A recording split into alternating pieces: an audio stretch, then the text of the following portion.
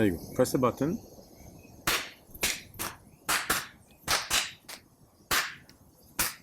Good girl. Because it allows me to sync actually. It makes my life a lot easier. Okay. All right. Episode 5 of the Stupide podcast. I'm going to put an E at the end like a French time. Welcome by another episode. Yay! Okay. Yay! What's the question? All right. So, Q&A style. So we do need a question. I know. I can go on quantum mechanics forever. But I don't think that's the stupid podcast. So... The stupid. We're starting off great again. There you go. All right. We had a lot of cool questions. But let's start with this one. Thank you guys again for the questions. We have a lot of interesting ones actually. Like, damn, you're all smart. Yeah, let's start with the easiest one. Well, Question. I've kind of, like this is gonna be 30-minute rant of you, but anyway. Why Rio? I mean, I understand on a superficial level, but if there's anything you are not, it is superficial. All right, so let's talk about why we moved to Rio. I'm going to give you, it's a combination of things, but first the material aspect. Yaya was born here in Brazil and her family is here. I split from her mom like 6 years ago, whatever it is now. And so, but even when we were in LA, we had no family. I don't talk much to mine, and then all of her mom's family is here. Then we went on the road and it was just her and me. Yeah. That's it, right? Yaya is someone who needs people around in a weird way. Even though on the spectrum, I think she needs to know she had family. I don't know if she wants to see them on a regular basis, but I think she needed to know she had them. And so here she has cousins, brother, aunts, everybody to relate to and everything. And she's a Latina at heart. Yeah, and it's also good for her to see, like the other half of her, where she comes from. Where she comes from, her culture and everything. So she's a mix of two countries. And she also needs to know where she was born. She was born in Bahia, not in Rio, but still like the culture, the people. And on the materialistic aspect for us, it's a much better life. We have a house we could never dream of in Holland. We have a pool right there that is actually working. See, that's mine. We have a pool. Yeah, exactly. It's not that big, but it's our pool and it's working. It took 2 months, but that's another problem. We have a life here that we cannot touch.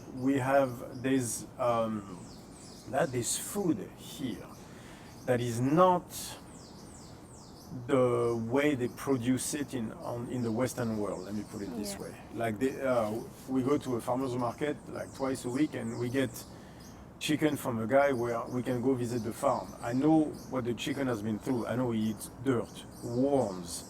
It's a chicken. It's not something that grew in a cage only facing one direction, stuck to other chicken and eating chicken poop and chicken like being cannibalistic in his feeding. Yeah. It's like, I mean, the stories you hear about the mass producing of chicken and meat in the US, in Europe, in those places is horrendous. Like it's can't be that good for us. Let's put it this way. Like, so we have a control of that here. And at the end, that's really a big reason as well, is the control of our life that we have here. So then we can go a little bit deeper because people are going to go, oh yeah, but Bolsonaro, the president, is basically a Trump, the South American version of Trump. And you know what? You never hear about him here. A lot of people disapprove, just like in the US, a lot of people approve of what he says, a lot of people disapprove of what he says. He makes no difference in everyday life. That political split between people is an American thing. It's crazy how he had divided families, people don't talk because Trump, for or against or stuff like that, to a degree that we forgot that most people don't care. Not that much. Most people are busy building their lives, they want a family, they want their friends, they want to enjoy life, and they're not into that split left versus right that is getting to insane degrees in the Western world. And I grew tired of that tribalism that you see happening, especially toward the progressive. I'm on the left, but the progressive thing to me is insane. Like we're moving toward the social credits of China. We are moving toward what is a communist version of the left that they want to impose on everybody, like the stuff we see with the vaccine. And I've been seeing that rot of the Western mindset for a while. But then I thought I could take myself off of it while being in Europe, while being in the States and everything. And turns out I don't think that's true at all. I think we are flirting with totalitarianism again, with what is fascism. You know, the definition of fascism really is the good of the many versus the liberty of the few. That's really the definition of fascism. And a lot of people will go like, yeah, that's a good thing. I can't remember who said that, but he said, what we learn from history is that we never learn from history. And he was completely right. Like, those are fascist ideas. Like that idea of the government controlling what you do, how you think, and everything has been tried before. It has never worked out well. And so there's been a narrative around the virus of unknown origin since the beginning of it, where it pitted people one against the other. I don't know if you remember, but at the beginning they have the hashtag that says "Stay the fuck home." Mm-hmm. Remember that one? Right. So now same people are pushing for vaccine mandate. They're blaming unvaccinated people for the spread of the virus, which is insane. Because in Israel, for example, where the population is vaccinated at over 80%, 50% of the new cases are vaccinated people. So it seems that the vaccine, what it does, it seems to diminish the severity of the symptoms. That's about it. Something ivermectin would do anyway. But my problem with all this is like, we can't even talk about it. Even that, I'm going to get blasted by some people. If I put that on Instagram, I'm getting blasted. So you don't know what you're talking about. You don't know either. No one knows. The vaccine, you keep talking about the vaccine, it's not a vaccine in the sense that you understand. It's not the polio vaccine, it's not the flu, it's none of that. It's the Pfizer, that is the number one stuff, is a mRNA vaccine. It's genetic manipulation of a virus.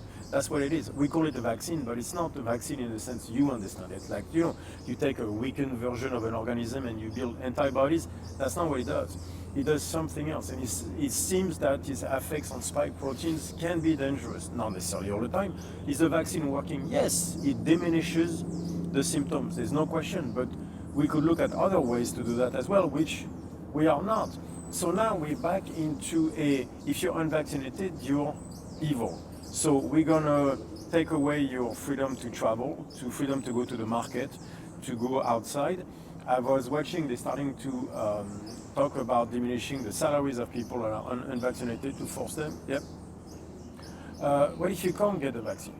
What if you're allergic to it or whatever? Like, so we're gonna create a two-class society yet again. And it's based, this time it's based on what they say is knowledge. Oh, we know better than you. We're gonna force you to live our lives, whether you like it or not, because you not doing it is putting me at risk. How is that putting you at risk? If the vaccine is as effective as you say it is, and you're vaccinated, then you risk nothing. Me not being vaccinated does not cause you any harm. But even if we go that route and then we start to talk about the Western, medical system, I'm like, 80% of people in the ICUs in the US are obese. 80%, 4 out of 5. In the last 2 years, have you heard anybody talking about losing weight? No, but even in the whole COVID stuff, it's never been discussed, right? Exercise, lose weight, body mass, get healthier.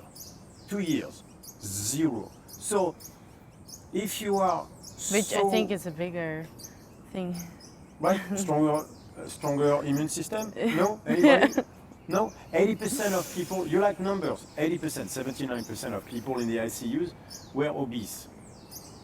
So if we're gonna create second class of citizens based on how they clog up the system and everything, then we should become anti-fat. We should become fattists. Let's go after obese people. You know what I mean? Like, but if I say it like this, it sounds horrible. Yeah. And yet, you're gonna have exactly the same position on unvaccinated people. Like you're saying being obese is not a choice. Really? Who's shoving that McDonald's in your mouth? Like, in the last 2 years, you could have lost weight. But I'm a horrible person if I say that. Yeah. But you're okay with having a vaccine passport that would stop me from going to the market. Yeah. That's not horrible. But me saying you have to lose weight because otherwise you have a greater chance of ending up in the ICU, that's a horrible thing to say. This bullshit of tribalism, because it has nothing to do with science, it has nothing to do with the virus, it has to do with obedience. Like go read The Plague by Albert Camus, I posted it yesterday, and you'll see that he talks about this. This is a rise again, yet again in the Western world of fascism. Except this time it's not in Europe, it's in the US first. What could go wrong? So I see that and I'm thinking, I do not want to be a part of this. I do not agree with that system. And honestly, when I saw the curfew being implemented in Amsterdam is when I say, we're gone. We're going. When I saw the curfew and people asking for it, I was like, that's it. That's it, I'm out. I'm not staying. I'm not paying taxes, just feeding that system. Okay. So now the answer is mostly focused on what was wrong about Amsterdam, right? Yeah. So let's talk a little bit about what's so right about Rio, because I feel point, like my dear. That's why women are women on the show. I feel like that's a very good point. I feel like we should right. not explain our move just by what was wrong about Europe or what we didn't like about Europe, because there were, for me, when I got here, especially on vacation, I was like.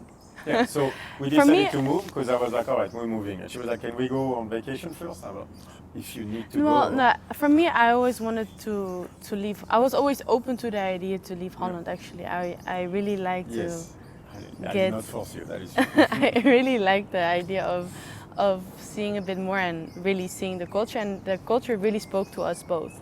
Because So we spent a week here, and then she had one mango, one acai. She was like, yeah, but it's the little things, like you said, the farmer's market, the guy I always buy the fruits from is when he goes to work, I go and then he carries, he wants to carry the fruits to the car because he doesn't want me to carry it. Yeah, he refuses to let you carry. And every time I just leave with a smile because I'm like, it's the little things, you know. He gets killed in the US for doing that, but he's actually. And he wants me to carry and so anyway, we go always to the same guys, and it's super nice.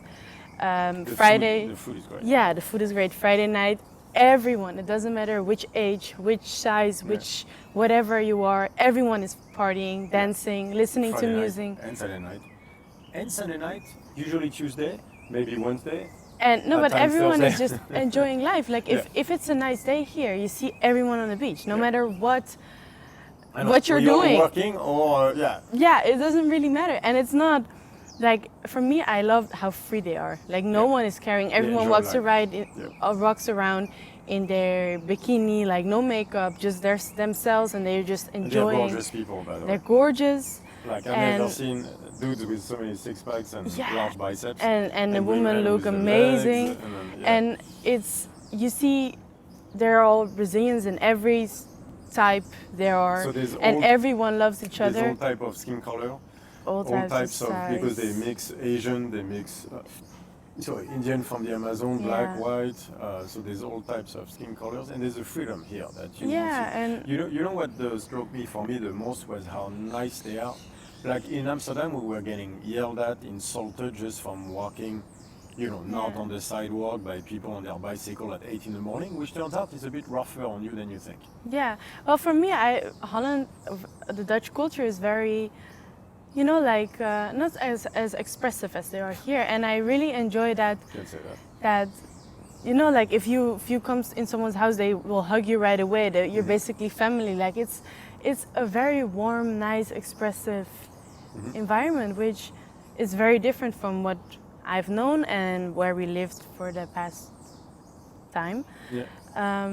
But yeah, so outside of everything that was wrong with Europe, this is also just a really great place, and it doesn't rain here. The sun is shining. It's hot. Yeah, it's, I can't explain winter, with words how great that is. Yeah, and it's a simpler life. Like we basically dress like this all day, go get the stuff. It's a very simple life. It allows me to focus on training again, and it's a different mindset. And I feel like and really focus on creation, on being more creative. Yeah, because like we go every morning, we go by the beach, and you get way more inspired by stuff. I'm actually a very simple person, so that's Yeah. what inspires me the most is actually being at the beach, watching the ocean, allows me to think better. So, yeah. Being surrounded by nature because we live in the jungle, basically. Yeah, because we're right against the mountain here, so we live in the jungle. We have the monkeys and everything. It's a different type of life, but I cannot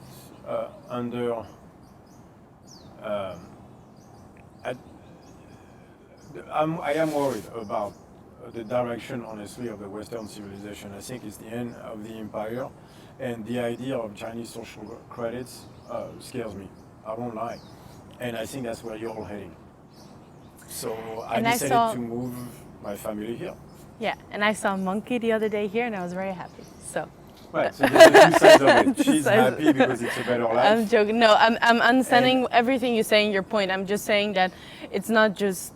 Rio has some really great things that I think are very underestimated by the in way, general. If you talk strong fit, like, I much rather do seminars here. The house is huge. Have a coaches week here. We can do sprint training in the morning on the beach, stuff like that. If people are going to travel to the coaches week, might as well come here. Life is a lot cheaper, so they'll spend less money. We can receive some of them at the house and have such better overall training camps here. Shit, might as well do that.